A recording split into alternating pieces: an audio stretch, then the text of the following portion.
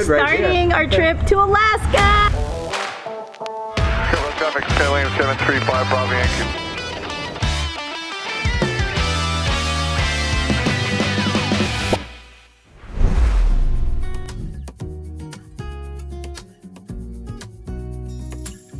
This isn't our first coast-to-coast trip, but it might be the one I remember most. We start in Venice, Florida, where the sun always shines. We got a full tank of gas, perfect clear route, and a few hundred miles to go today.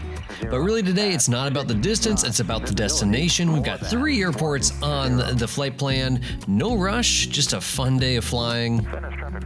There we go, we're flying. Full fuel and full of camera gear and clothes. Traffic 4098 Quebec. Alright, there's your departure frequency. You want me to work the radios or you? Be good practice for me. Tampa approach, Cessna 2960 Delta, level 1600. 60 Delta Tampa departure, ident, and climb and maintain 4000. Climb maintain 4000, 60 Delta ident.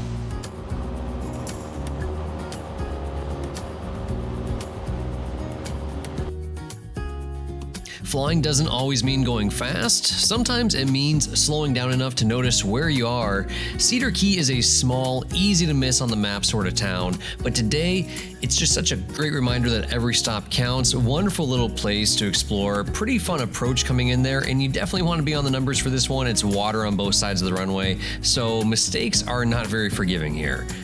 But if you're in the neighborhood, the seafood is a must. Alright, shoulder harness time. Oh yeah, you better. Get that shoulder harness on. This is considered a very short runway by Floridians, but not so much by the Alaskans. A lot of guys overrun it, coming in a little too fast and go off into the water, yeah. Cedar Key traffic, runway 170, base of final 23, Cedar Key. Again, a fairly narrow little strip here, just barely above sea level. Certainly needs a little bit of practice before landing here, but very rewarding to actually arrive and park the airplane right next to the ocean. We didn't have time to run to town on this one, just a quick bathroom break for us and the dog before we got back in the air and kept heading north towards Macon, Georgia for lunch. Nice job. Thanks. Oh, we made it to Cedar Key, nice and warm. Woohoo! Yeah, it was freezing last time, remember that? Yeah. Can I just park in here? Or? Yeah, you'll go straight and take the pavement, yeah. A quick bathroom break, but in this bathroom break, it's a little bit more interesting than your average rest stop on the highway. Super beautiful place, and would highly recommend popping in here if you ever do get the opportunity. CDK is the identifier.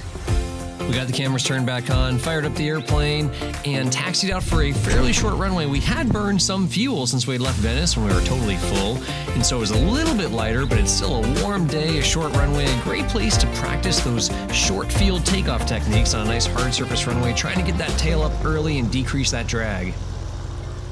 Cedar Key traffic, runway 170, entering runway 05, departing on a left 360 departure, Cedar Key. So left 360 departure. What is that? It only happens in Cedar Key. This is a short runway, just so you know, too, by the way. Don't worry about it.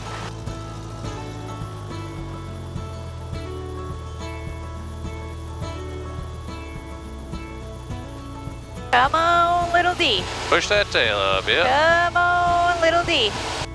Luckily, being that there's water on both sides of the runway, there's not a whole heck of a lot in the way of obstacles, so safest thing to do once we did get off the ground is just keep that nose low, build some airspeed, let that nice heavy airplane fly. And then, of course, we did our left 360 around the island before departing northbound.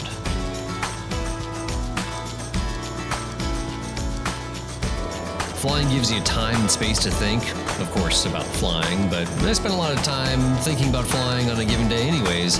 But it also gives you a little bit of change of pace to think about everything else happening down there on the ground, and quite frankly, how most of the time not important it is, at least not for the time that you're in the air. Bye-bye, Cedar Key. This isn't just a trip back to Alaska, it's a journey through all the reasons I ever took off in the first place in a little Cessna. Still a long ways to go until we do make it all the way back to Alaska. This entire trip from Florida back to Alaska is going to take us just over 3 weeks. Want to make a right turn out? Oh, you want me to go right now? Oh, we got it in the camps, yeah. Good. After a dual-purpose sightseeing lap around the island, as well as time to gain a little bit of altitude before cruising over some water on northbound, we were able to keep tracking towards Georgia with rumbling stomachs, excited to borrow that crew car there from the airport and head on over to Georgia Bob's to get some barbecue. All right, so pop quiz, looking at these clouds here, just north Cedar Key, right? There's some clouds over land, but not over the water. So can you just go over the water and climb up, remaining VFR, get above them, and then go fly over top of the clouds, say, plus 1,000 feet or plus 2,000 feet above the clouds? Is that legal? Is it legal to do that without an IFR clearance, without a VFR flight plan, without talking to anyone? And that is the trivia of the day that you guys can leave below. Also, helpful information of the day, Cedar Key, there's the woman, Julie or Judy or whatever, that listens to the CTAP, and you can just call her on CTAP when you want to ride downtown, $10 per person, and she'll take you in her little Honda Civic. $10 per person each way. And then there's this other dude that we just met, that Cedar Key Adventures, and you can call him up on the phone, on the landline, about an hour before you get there, and he'll drop off a golf cart to you at the airport. Put the parking brake it's on. $20 for 2 hours, $30 for 3 hours, like. I'm pretty sure that same key works every golf cart on this yeah. island. So if you're, That's cheaper than that's cheaper than the Judy. Yeah. Yeah. So if you got a couple people and you want to go downtown and back, then you can take a golf cart down there and back. It's a little more fun, and it's cheaper too. So that's actually a really sweet way to do it. If you're going to go pop in and get some lunch, 2 people, it's half the price of using Judy. Speaking of golf carts, if you ever do that in the Bahamas, make sure you lock your golf cart with a little bike lock, because otherwise it'll be gone in like 5 minutes. Well, I think ours lasted like 45 minutes before it was stolen.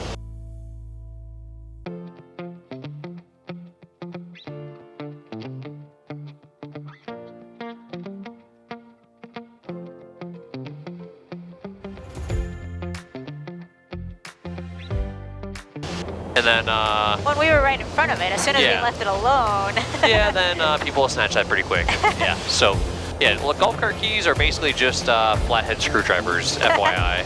So, In case you want to go steal one. pretty easy to do.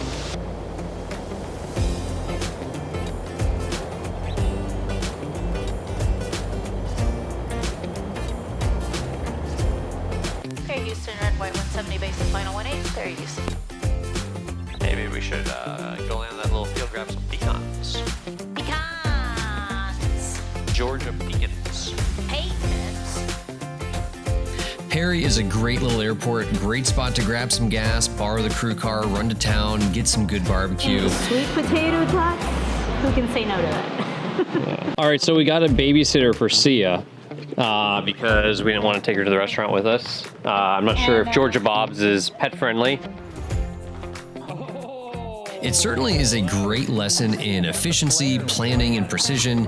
Even in these random little places, flying across random routes around the country, there's still so many conveniences to us as general aviation pilots, being able to pop in, borrow a car, explore a small town, get a good meal, and then continue on our way. About 2 hours of flying left to go, 200 nautical miles to cover until we get to Asheville, meet up with some friends, and get to end a nice long day of flying at the local brew pub. As we climb towards Asheville, the flatlands fall away and you can feel it, that quiet joy when everything below fades into art. You start to see the beautiful Smoky Mountains just beginning as we work our way into the Appalachians. You don't just get altitude in a Cessna, you get perspective. You get to see a lot of pretty cool things in the sky as you fly by, and a lot of cool things on the ground. One of the things about Asheville that was pretty neat was the Biltmore Estate, getting to fly by that. Unfortunately, not enough time to go tour it, but really cool, old, beautiful estate built by the Vanderbilts back in the late 1800s. Pretty cool thing if you ever do make it to Asheville to check out.